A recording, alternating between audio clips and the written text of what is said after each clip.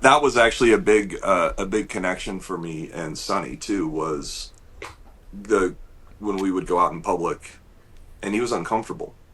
He didn't like being in public. He didn't like being around people, and I knew what his brain was doing because my brain was doing the same thing. Yeah. Oh, okay. Which was what? And which was you were Processing. You were taking in all of the information that most people are not, and you're basically you're assessing, like you're giving threat levels to everything, and like and I watched. I was like, oh crap! And I felt protective of him. Yeah. Of all the weird, because I'm like, oh god, this guy's doesn't want to be here either. Like he doesn't want to be around all these people. He doesn't want to be out in the public. And it made it. I think that was part of the connection, and also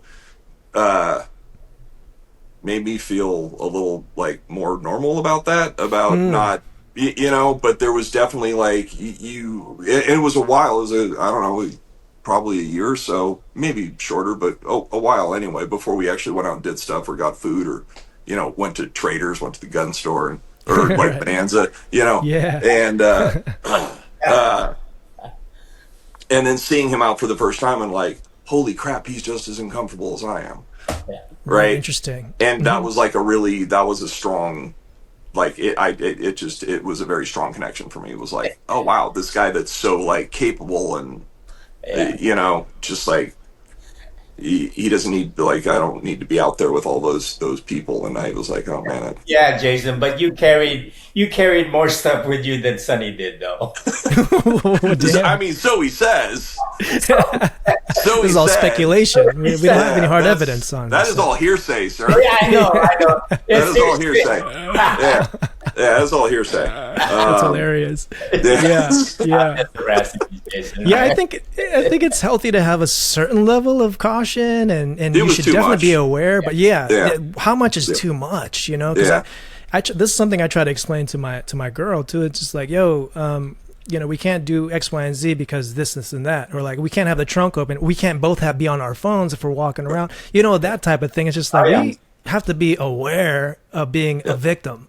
And let's not do that, and she's just like, what, you're paranoid. I'm like, well, maybe a little bit, but I think a healthy dose of paranoia is good, just to play it safe. I mean, when I walk down the street, at least when I was younger, and certainly now, it's like when I walk down the street and I feel something is up or something is getting set up, that's just, I don't know what that is. It's intuition, but like that's enough foresight to be like, let's not go this way or let's go the other way, But I think maybe that's what you're speaking to with the not paranoia, but the caution. You said the what was it? The threat level.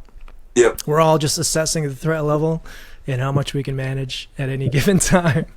I think his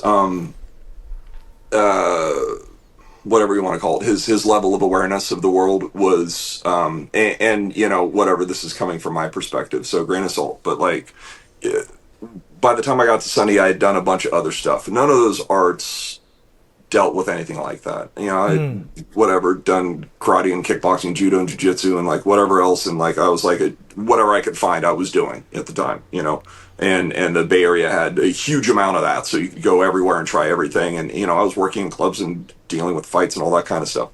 But Sonny was the first one that I clicked with, where, and I'm going to say this, and I might regret, but like coming from a more violent beginning, coming from a land and a place where poverty is way more prevalent than here on the average, and how you have to carry yourself there, carried here, right?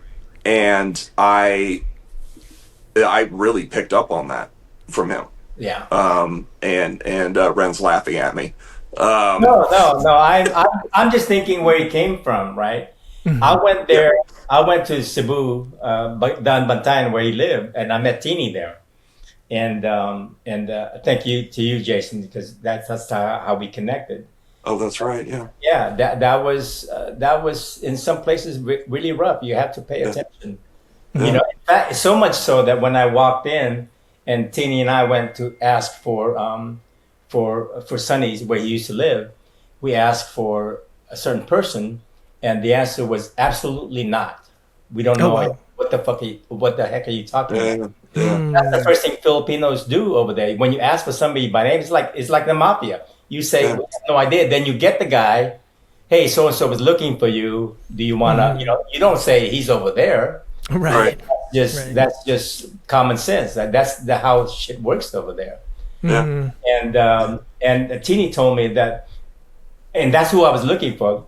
That Sonny's grandfather was a very famous screamador. Back there, and I couldn't. That's right. You remember that, Jason? And and that's who I was trying to go figure out. But Tina and I couldn't figure it out. In fact, I've never followed up on that. I saw him last time a couple of years ago, but I never. I would have wanted to know more about Sonny's grandfather. Apparently, me too. He was a well-known fighter, right, back in the Philippines, right? So anyways, got sidetracked there, but anyways, that's where he came from. Right. That makes sense. Right, and so you have to be aware.